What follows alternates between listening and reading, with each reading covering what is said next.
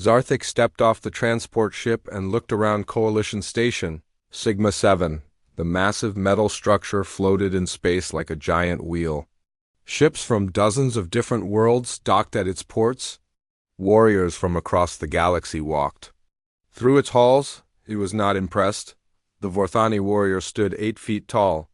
His blue-scaled skin gleamed under the station lights. 4 arms hung at his sides, each ending in clawed hands. His people had been fighting wars for 10,000 years. They knew every trick, every strategy, every way to win a battle. Zarthik had personally fought in 47 conflicts. He had never lost. Now he was here to babysit the humans. The humans were the newest race to join the Galactic Coalition. Most species thought they were a joke. They lived for less than 100 years. They had no natural weapons, no armor, no special abilities. They fought with simple metal weapons and crude explosives. Their ships were basic and slow. "Why are we even here?" asked Veltar, another Vorthani warrior walking beside him. "The humans cannot help us fight the Devourers." Zarthik clicked his mandibles in agreement. The Devourer swarm was coming. Intelligence reports said they would arrive in 3 days. The bioships would consume everything in their path. It would take real warriors to stop them. Not these soft, pink creatures. They reached the briefing hall. Zarthik looked around at the other soldiers. There were tall gray Zephyrians with their energy shields. Green-skinned Makari carried their plasma rifles. The insect-like Threx had their acid weapons. All proven fighters. All dangerous. Then he saw the humans. They sat in one corner of the hall, about 20 of them. They looked so small compared to everyone else. Their leader was a female called Sergeant Chun. She had short black hair and dark eyes. She wore simple green clothing with no special technology. No bio-enhancements. No energy weapons. Zarthik shook his head. This was going to be a waste of time. The station commander, a tall Zephyrian named Coldest, stood at the front of the room. His voice echoed through the hall. "Warriors of the Coalition. The Devourer swarm approaches. Our scouts report 50. Bioships, maybe more. They will arrive in 72 hours. Images appeared on the wall screens. The Devourer ships looked like giant insects made of metal and flesh. They moved through space like hungry animals. Zarthik had fought them before. They were dangerous, but not impossible to defeat. "We will set up defensive positions around the station," Coldest continued. "Each squad will guard specific areas. You will work together to stop the swarm." A Makari warrior raised his hand. "What about the civilians on the station?" "Emergency evacuation will begin in 6 hours," Coldest said. "All non-military personnel will be moved to safe locations." Zarthik noticed something strange. While the other species nodded and accepted this plan, the humans were whispering to each other. Sergeant Chun raised her hand. "Sir, what if the evacuation fails? What if some civilians get trapped?" Coldest looked confused. "The evacuation will not fail. We have enough ships." "But what if it does?" Chun asked again. "What if the Devourers arrive early? What if they block the escape routes?" "The plan is solid," Coldest said, clearly annoyed. "There is no need for backup plans." Zarthik watched Chun sit back down. She did not look satisfied. The other humans around her kept whispering. They seemed worried about things that would probably never happen. After the briefing, warriors split into their assigned squads. Zarthik found himself paired with 6 humans, 2 Threx, and a Makari. The human squad leader was Sergeant Chun. "Welcome to Squad 7, Chun said to the group. "We are assigned to guard Sector C4. That includes the medical bay, the food storage, and 3 civilian shelters." She pulled up a map on a small device. "The Devourers will probably try to land here, here, and here." She pointed to 3 locations. "Standard defense says we hold these positions." She pointed to different spots on the map. "But what if they land here instead?"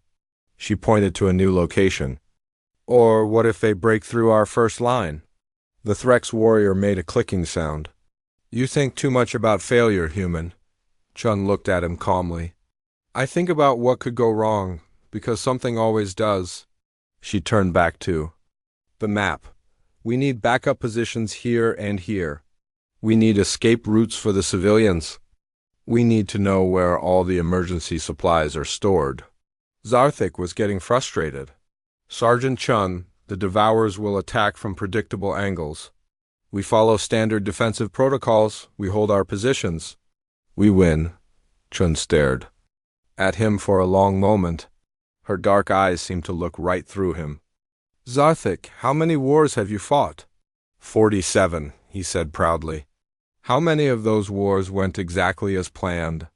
Zarthik paused. The truth was, none of them had gone exactly as planned. There were always surprises, always complications. War is chaos, Chun said quietly. Plans help, but they are not everything. We need to be ready for when the plan fails. She looked around at the squad. How many of you have fought the Devourers before? Zarthik and the Mokari raised their hands. Good, tell me about them, Zarthik described the bioships. How they moved, how they attacked. How they landed troops. Chun listened carefully. She asked detailed questions. Not about how to win, but about what went wrong in previous battles. What surprised the defenders? What the Devourers did that no one expected? They adapt, the Mokari said. If you use energy weapons, they develop resistance. If you use kinetic weapons, they grow armor. How fast do they adapt? Chun asked. Very fast, sometimes in minutes, Chun nodded. So we need weapons that work. Even after they adapt? Simple weapons, reliable weapons? She led the squad on a tour of their sector. But this was not a normal tour. Chun looked at everything differently. She did not just see defensive positions. She saw where civilians might hide if evacuation failed. She saw which walls could be destroyed to create new escape routes. She saw where supplies could be moved if the main storage areas were compromised. Why? Are you doing this? Zarthik asked as they walked. Because when everything goes wrong, we need to keep fighting, Chun said. And everything always goes wrong. They stopped at a supply closet. Chun opened it and looked inside. Medical supplies? Tools, cleaning chemicals. Can we make explosives from this? She asked another human. Probably, the human said. Give me 10 minutes and some wire. Zarthik was shocked. You want to destroy our own supplies? I want to have options, Chun said. When the Devourers break through our first line, when our weapons stop working, when we are trapped with no way out, I want to have something left to fight with. She looked at him again with those dark eyes. That is what humans do, Zarthik. We keep fighting, even when there is nothing left to fight with. As they continued the tour, Zarthik began to feel something he had never felt before around other warriors. It was not respect. It was not fear of their weapons or their skills. It was something else. Something that made his scales itch. Something that made him want to step away from these small, soft creatures, but he did not understand what it was. Not yet. The humans kept asking questions that made no sense to him. What if the power failed? What if the communication systems went down? What if they ran out of ammunition? What if they were the only squad left alive? These were not the questions of warriors. These were the questions of people who expected to lose, but Chin did not act like someone who expected to lose. She acted like someone who was preparing for the worst possible outcome. And somehow, that was more frightening than any enemy Zarthik had ever faced that night. As he rested in his quarters, Zarthik thought about the humans. They were small and weak. They had no special powers. They would probably all die in the coming battle. So why did thinking about them make him feel so uncomfortable? In 2 days, he would understand. The alarm started screaming 18 hours early. Zarthik jolted awake in his quarters. Red lights flashed in the hallways. The station's computer voice echoed everywhere. All personnel to battle stations. Devour fleet detected. All personnel to battle stations. He grabbed his weapons and ran to the command center. Other warriors were already there, looking confused and angry. The main screen showed space around the station. Dark shapes moved between the stars like a swarm of angry insects. They are early, Commander Coldus said. His gray skin had turned pale. Intelligence was wrong. They have 70 bioships, not 50. Zarthik counted the enemy vessels on the screen. Each one was the size of a small moon. They moved with purpose, spreading out to surround the station. Behind them came smaller ships, thousands of them. Civilian evacuation? Asked the Mukari officer. Started immediately, Coldest replied, but it will take 6 hours to move everyone. The Devourers will be here in 3. Zarthik felt his confidence shake. This was not going according to plan. But plans could be adapted. That was what good warriors did. He looked around for the humans. They were not in the command center. Squad 7 was already at their assigned positions when Zarthik arrived. The humans had been there for 20 minutes. They were not standing around looking worried like the other species. They were working. Sergeant Chun stood next to a pile of equipment that had not been there yesterday. Metal plates, wire, small devices Zarthik did not recognize. Where did this come from? He asked. Supply closets, said Private Martinez, one of the humans. We have been collecting things since yesterday. What kind of things? Chun looked up from whatever she was building. Anything that can be used as a weapon when our real weapons stop working. She held up a metal tube with wires sticking out of it. Improvised explosive device. Made from medical supplies and cleaning chemicals. Zarthik stared at the device. You made a bomb from medical supplies? Humans are very good at making weapons from things that are not weapons, said Corporal Kim, another human. It is a useful skill. The Threx warrior chittered nervously. This is not normal military procedure. Normal procedure assumes everything goes according to plan, Chun said. She was attaching the metal plates to the walls. We are preparing for when it does not. The communication system crackled. Commander Coldest's voice filled the corridor. All squads, the enemy will reach us in 2 hours. Defensive positions are ready. We will hold the line. Chun walked to a control panel on the wall. She opened it and started pulling out wires. What are you doing? Zarthik demanded. Preparing to cut power to this section, she said calmly. When the Devourers break through the outer defenses, they will use our own systems against us. They learn fast. If we cut power, they cannot adapt to our technology. But we need power for our weapons. Chun looked at him with those dark eyes. Our energy weapons will stop working anyway. The Devourers will adapt to them in minutes. Then we will need weapons that do not need power. She pointed to several metal bars leaning against the wall. They had sharp points welded to one end. Spears? Zarthik asked. Spears, Chun confirmed. Hard to adapt to a pointed stick, the Makari warrior laughed. You think to fight bioships with pointed sticks? No, Chun said. I think to fight bioships with everything we have. And when that stops working, we fight them with everything else we can find. And when that stops working, we fight them with pointed sticks. She looked around at the squad. Because we do not stop fighting. An explosion shook the station. The lights flickered. On the communication system, they could hear other squads reporting contact with enemy forces. Outer defenses are engaged, came Coldest's voice. Enemy is landing troops in sections A through D. Chun nodded as if she had expected this. Martinez, Kim, start moving the civilians from Shelter 3 to Shelter 7. Use Route B, not Route A. Why Route B? Asked the Threx. Because Route A goes through Section C, and that is where the Devourers will break through next. How do you know that? Zarthik asked. Chun was pulling more equipment from hidden places. Because that is what I would do. Hit the defenses from 3 sides, then punch through the weakest point. More explosions. Closer this time, the station shook harder. All squads, this is Commander Coldest. Enemy has broken through in sections A and B. They are moving toward the central areas. Chun grabbed her weapon and checked it. But then she set it aside and picked up one of the metal spears. Already? Zarthik asked. Energy weapons are probably useless now, she said. The Devourers have been fighting for 10 minutes. That is enough time for them to adapt. She was right. Reports came over the communication system. Energy weapons were having no effect. Plasma rifles were useless.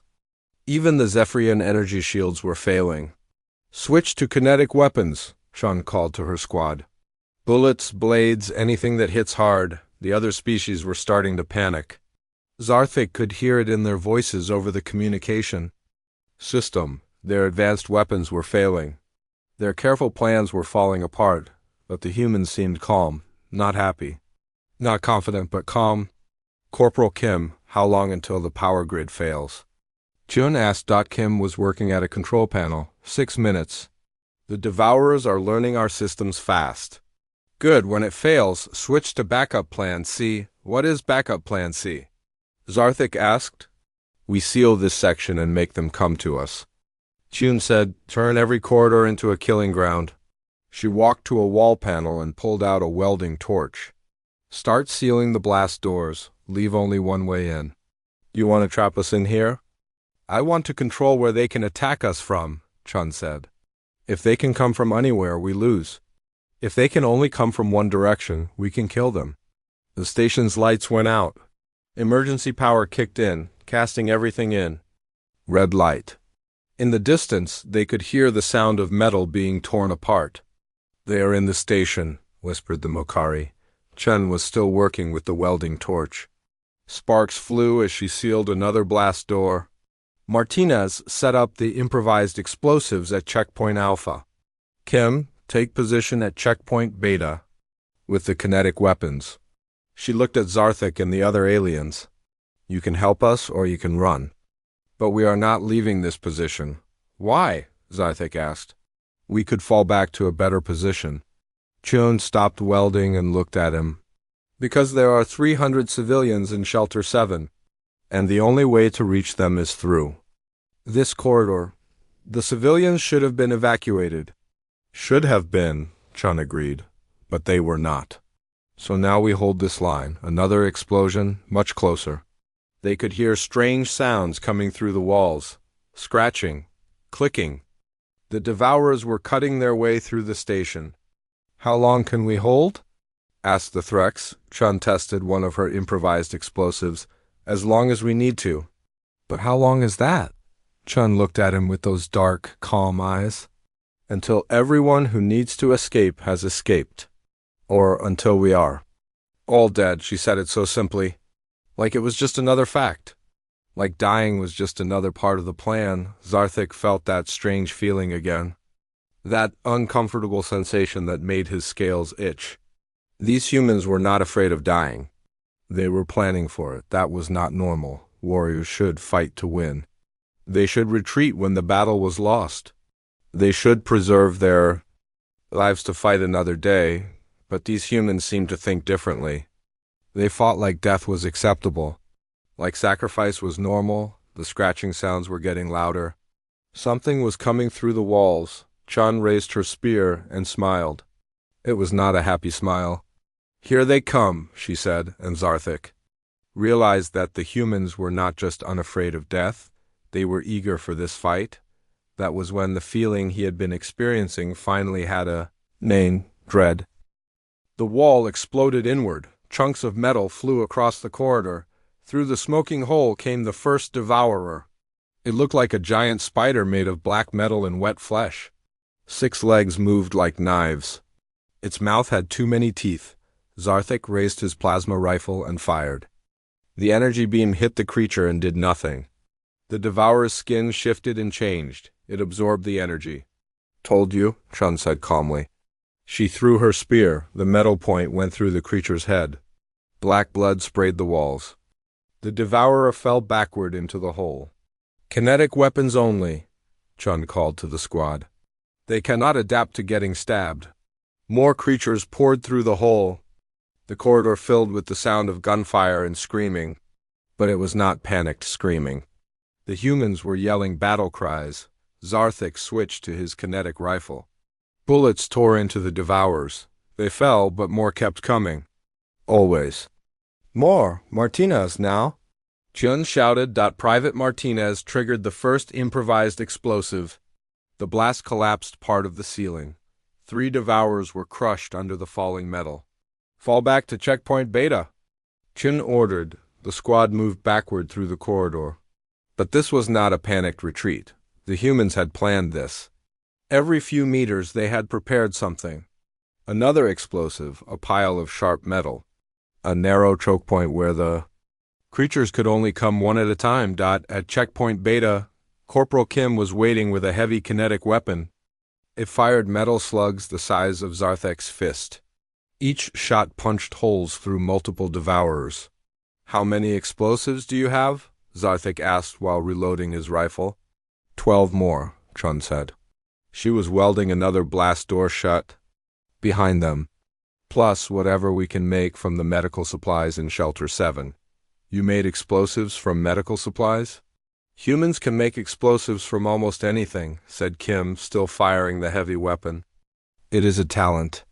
The Threx warrior was bleeding from a cut on his arm. How long can we keep this up? As long as we need to, Chun said. It was the same answer she always gave. More devourers came through the corridor. But now they had to squeeze through the narrow spaces the humans had created. They came one or two at a time instead of in a swarm. The squad could kill them easier, Zarthek began to understand. The humans had not just prepared backup plans. They had prepared backup plans for their backup plans. Every retreat position was better than the last one. Chun, he said while shooting another creature. How did you know to do all this? She looked at him while pulling the pin from another improvised explosive. Because this is how humans fight. We assume everything will go wrong. We prepare for the worst. And when the worst happens, we are ready. She threw the explosive into a group of devourers. The blast sent pieces of them flying. Other species fight to win, she continued. Humans fight to not lose. There's a difference, the communication system crackled.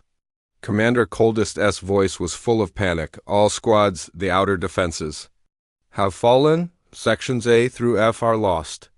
Enemy forces are moving toward the central areas. What about the other squads? Asked the Mokari warrior. Chen listened to more reports on the communication system. Squad 2 was destroyed. Squad 5 was missing. Squad 8 was trapped and calling for help. We are on our own, Chun said. She did not sound worried about this.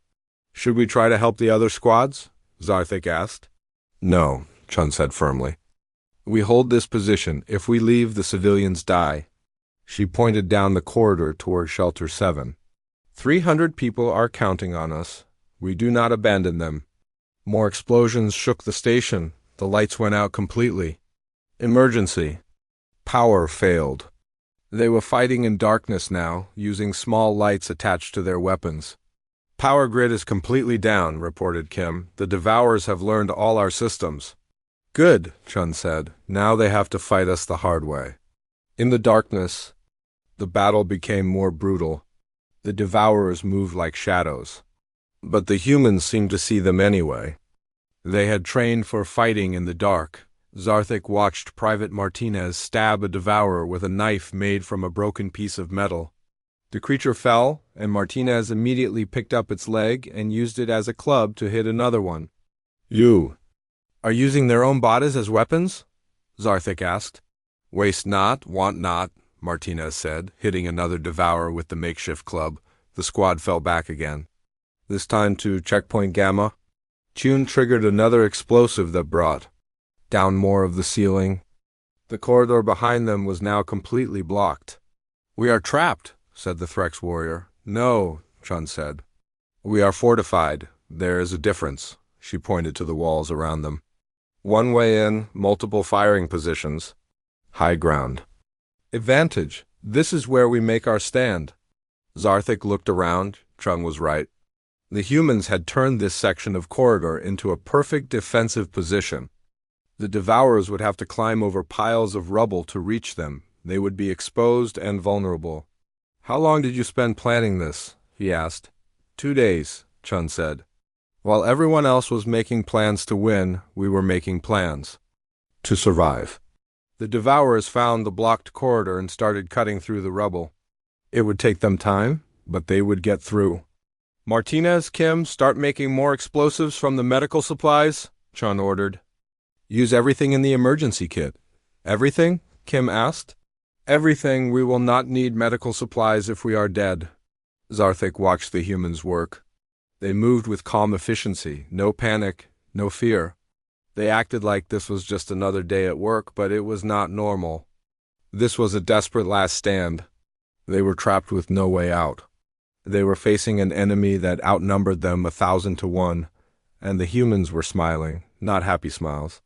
Grim smiles. The smiles of people who had accepted what was coming, and were ready for it. Why are you not afraid? Zarthik asked Chun. She looked at him while attaching wires to another improvised explosive. Who says I am not afraid? You do not act afraid. Fear is useful, she said. It keeps you alive. But it is not helpful if you let it control you. She tested the explosive device. I am terrified, Zarthik, but I am more angry than afraid. Angry at what? Angry that these things think they can come to our station and hurt our people. Her voice was calm, but her eyes were full of cold fire. Angry that they think humans are easy prey. The cutting sounds were getting louder. The devourers were almost through the rubble. They are about to learn something, Chun said. What? She picked up her spear and checked the point. That humans are the worst possible prey. We do not run. We do not surrender, and we do not die quietly. The rubble exploded outward. Devourers poured through the opening like water through a broken dam. There were so many of them that Zarthik could not count them all. Now, Chung shouted. The squad opened fire. Bullets, spears, improvised explosives, anything that could hurt the creatures. The corridor filled with smoke and noise and blood, but there were too many devourers. For every one they killed, 3 more took its place. Zarthik realized they were going to die here, all of them. This was the end? He looked at the humans. They realized it too. But they kept fighting. Martinez ran out of ammunition for his rifle. He drew a knife and charged into the swarm of creatures. Kim's heavy weapon overheated and stopped working. She picked up a metal bar and started, swinging it like a club. Chung threw her last explosive device into the largest group of devourers. The blast killed dozens of them, but hundreds more kept coming. They were going to lose. But the humans kept fighting anyway. That was when Zarthik finally understood what he had been feeling. These humans were not just unafraid of death. They had made peace with it. They fought like death was an acceptable price to pay for what they believed in, and what they believed in was protecting people who could not protect themselves. That was terrifying, not because they were weak, but because they were strong in a way that defied all logic. They would rather die than fail, and they were dragging him down with them. The devourers kept coming. Zarthik's rifle clicked empty. He reached for more ammunition, but his pouches were empty too. Around him, the other squad members were running out of weapons and supplies. Martinez was bleeding from 3 different wounds. He swung a broken piece of metal at the creatures, but there were too many of them. A devourer's claw caught him across the chest. He went down. Kim screamed and threw herself at the creature that had hurt Martinez. She had no weapons left. She used her bare hands to claw at its eyes. The Frex warrior backed against the wall. His acid weapon was empty. His natural weapons were not strong enough to hurt the devourers. We need to retreat, he said. No, Chun said. She was standing over Martinez's body, holding a metal bar like a sword. Blood ran down her face from a cut on her forehead. We hold the line. There is no line left to hold, Zarthik said. He was using his 4 arms to fight off 2 devourers at once. We have lost? Chun looked at him with those dark eyes. Even covered in blood and surrounded by enemies, she looked calm. We have not lost until they get past us. A massive devourer pushed through the swarm. It was twice the size of the others. Its shell was covered in spikes. When it moved, the floor shook. Bioship commander, the Makari warrior said. If we kill it, the others might retreat. Too big, Kim said. She was still fighting 3 smaller devourers with her bare hands. Our weapons cannot hurt it. Chun looked at the massive creature.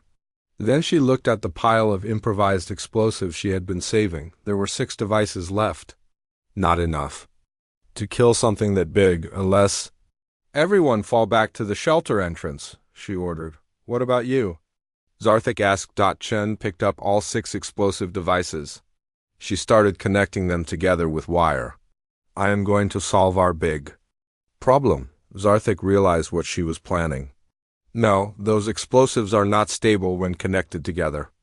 You will kill yourself. Yes, Chen said. She finished connecting the devices, but I will also kill that thing.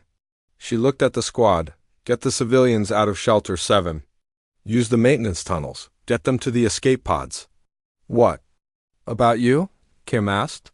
She was crying, but she was still fighting. I will buy you time, Chun said. The massive devourer was pushing through the smaller ones. It would reach them in seconds. Chun stood up. She held the connected explosive devices against her chest like a baby. Tell Command that Squad 7 held the line. Chun, no, Zarthik said, but she was already running toward the massive creature. The other devourers tried to stop her. She fought through them with her free hand. Blood sprayed from new wounds, but she kept moving. For Earth. She screamed as she reached the bioship commander. The explosion was enormous. It collapsed the entire section of corridor. When the dust settled, there was nothing left but rubble and smoke. Chun was gone. The massive devourer was gone. Half of the smaller creatures were buried under the collapsed ceiling. For a moment, everything was quiet. Then Kim started screaming, not in fear. In rage, she picked up a piece of metal from the rubble and charged at the remaining devourers. You killed her! You killed Chun! The other humans followed her. They had no weapons left except pieces of broken metal and their bare hands. But they fought like wild animals. Zarthik watched in shock. The humans had just seen their leader die. They should have been broken. They should have given up. Instead, they fought harder. Martinez was still alive, barely. He crawled across the floor and picked up a sharp piece of metal. Even dying, he kept stabbing at any devourer that came near him. Why? Zarthik asked him. Why do you keep fighting? Martinez looked at him with blood running from his mouth. Because Chun died for us. We do not waste her sacrifice. The remaining devourers seemed confused.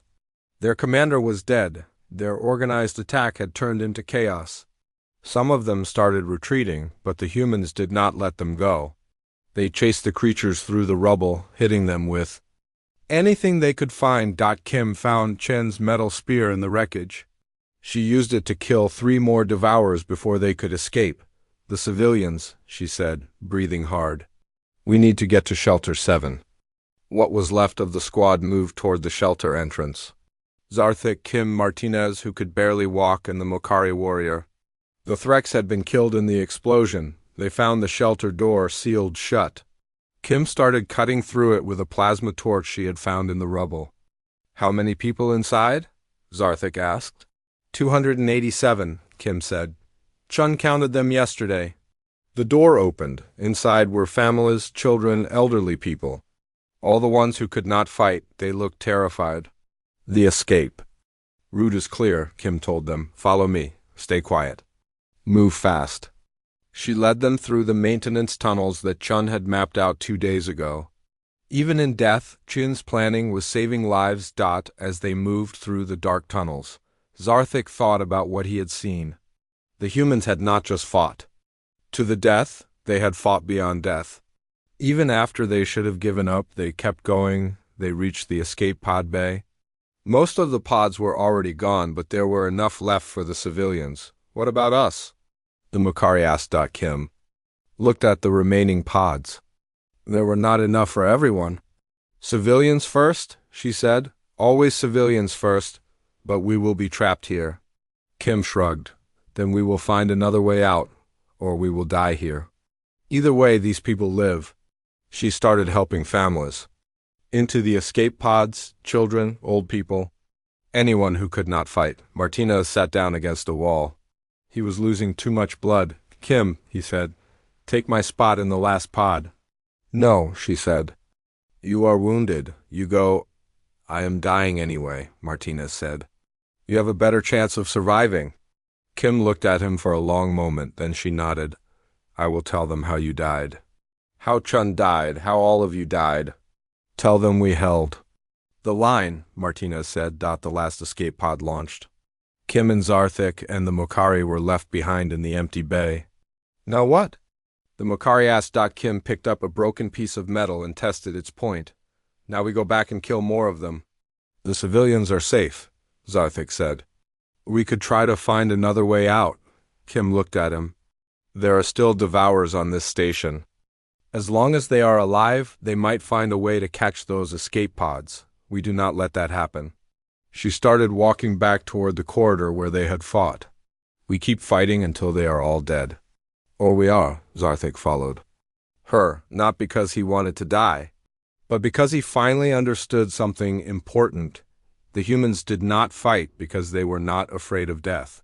They fought because there were things more important than their own lives. They would rather die than let innocent people get hurt. That was not just courage. That was something beyond courage. It was terrifying and beautiful at the same time. As they walked back through the dark corridors looking for more devourers to kill, Zarthik realized he had learned something that would change him forever. He had learned what it meant to be human. And now he understood why other species spoke of humans in whispered voices. Not because they were weak, because they were the most dangerous thing in the galaxy. Not to their friends, but to anyone who threatened people they cared about. The Devourers had made a terrible mistake. When they decided to attack this station, they had chosen to fight. Humans never stopped fighting, not until everyone they cared about was safe or until they were all dead. Behind them, Martinez died quietly against the wall. His last words were, "Chun, we held the line." The rescue ships arrived 6 hours later. Zarthik was still alive, so was Kim and the Mokari warrior. They had found 12 more Devourers hiding in the lower levels of the station. All 12 were dead now when the Coalition rescue team found them. They were sitting in the ruins of what used to be the command center. Kim was sharpening a piece of metal with a rock. The Mokari was bandaging a wound with strips torn from his uniform. Zarthik was staring at the wall. "Survivors located," the rescue team leader reported. 3 Coalition personnel found alive in Section C4. "Just 3? Came the reply over the communication system. "Confirmed, 3 survivors. But the entire Devourer force has been eliminated." There was silence on the communication channel. Then, "Repeat that last part." "The Devourer force has been completely destroyed. All bioships eliminated. All ground troops eliminated. The station is secure." More silence. "Then, how is that possible? Intelligence reported 70 bioships." Kim looked up from sharpening her makeshift weapon. "Humans happened," she said quietly. The rescue team medic tried to treat Zarthik's wounds, but he barely noticed. He kept thinking about what he had seen, what he had learned during the evacuation to the medical ship. He listened to the reports from other parts of the station. The story was the same everywhere. Human squads had held impossible positions.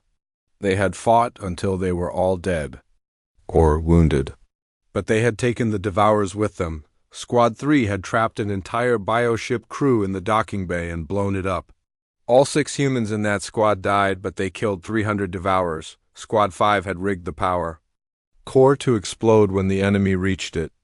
The blast destroyed 15 bioships at once. Squad 8 had used the station's own gravity generators as weapons, crushing dozens of enemy vessels. Every human squad had the same story.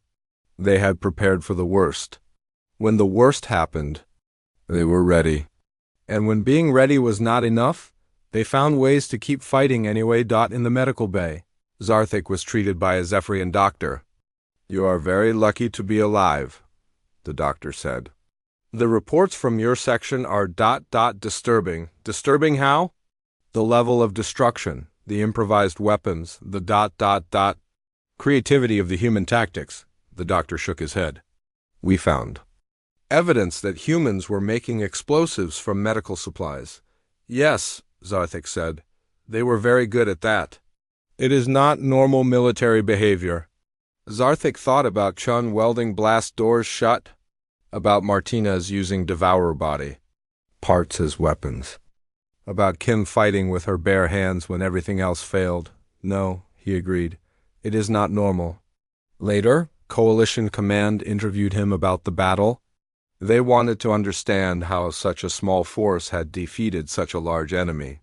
The humans had backup plans, Zarthik told them. Many backup plans? Explain. They prepared for everything to go wrong. When it did go wrong, they were ready. But surely that cannot account for the level of success. The Devourers had overwhelming numbers. Zarthik was quiet for a long time. How could he explain what he had seen? How could he make them understand? The humans did not fight to win, he finally said. They fought to make sure the enemy lost. There is a difference. I do not understand. They were willing to die to complete their mission. All of them. Every single human on that station was ready to trade their life for the lives of others. The interviewer looked confused. That is ... extreme. Yes, Zarthik said, it is extreme. That is why it worked. He thought about Chun running toward the massive devourer with explosives pressed against her chest. About her last words, "For Earth!" The devourers did not understand what they were fighting, he continued. They thought humans were weak because they are small and soft. But humans are not weak. They are the most dangerous thing in the galaxy. Dangerous how? Zarthik looked at the interviewer. Because they do not know when to give up. After the interview, he was given time to rest and recover. But he could not stop thinking about the battle, about the humans. About what he had learned, he wrote his official report 3 times. Each time he threw it away and started over. How could he put what he had seen into words? On his 4th attempt, he wrote simply, "Human tactics proved effective against Devourer. Forces recommend further study of human military doctrine." But that was not the whole truth. The whole truth was too frightening to put in an official report.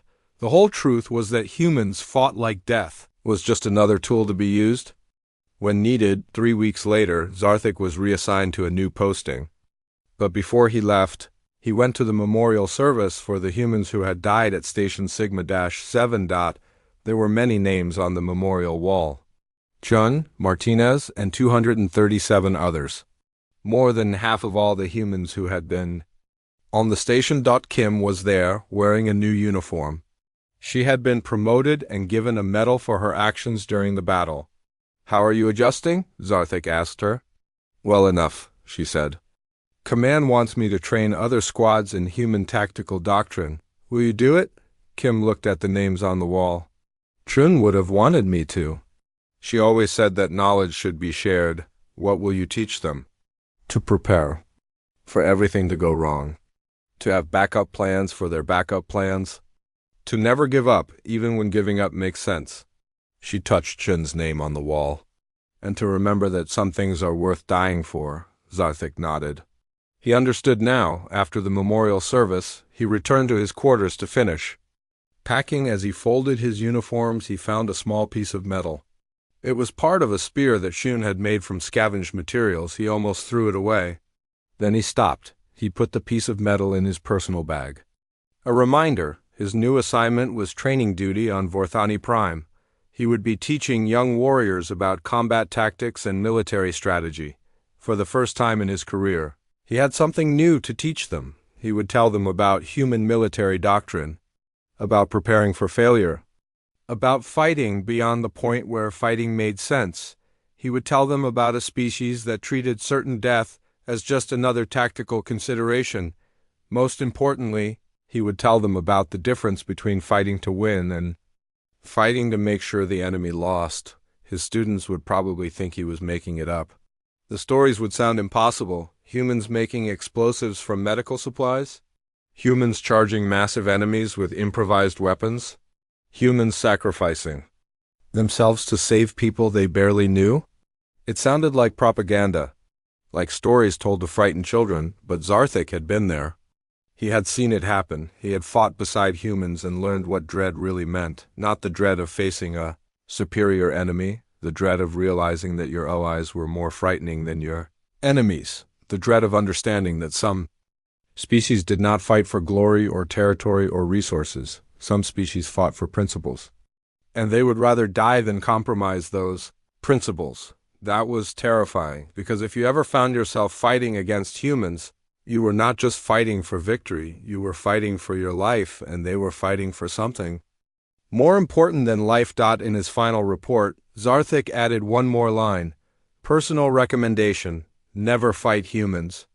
If you must fight beside them, pray your enemies show mercy, because humans will not. He submitted the report and prepared for his new assignment. He had learned something at Station Sigma 7 that would change him forever. He had learned what it meant to be human. And now he understood why other species spoke of humans in whispered voices, not because they were weak, because they were absolutely terrifying. When they decided to fight, the galaxy was about to learn that lesson too, one way or another.